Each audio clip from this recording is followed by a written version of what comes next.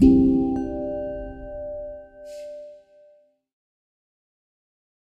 diseases.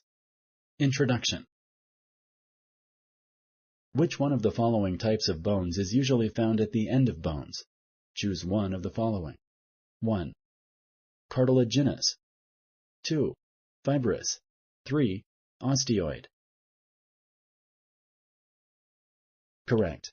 This tissue is found at each end of a bone and acts as a cushion. All bone diseases have the same symptoms. Select true or false.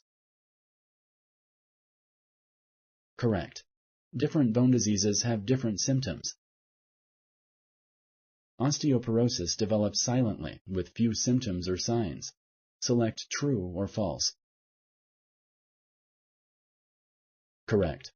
Osteoporosis may have no symptoms before a bone breaks. Regular osteoporosis screenings are important to check for it before fractures develop. Which of the following food categories are the richest in calcium? Choose one of the following. 1. Meat. 2. Milk and dairy products. 3. Oils. Correct.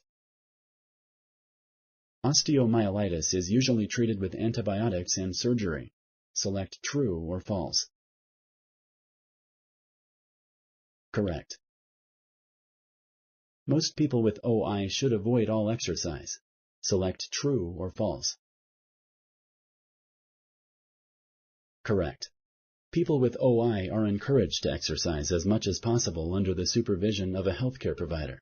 Exercise can increase muscle and bone strength, which can help prevent fractures. Paget's disease only affects the bones. Select true or false.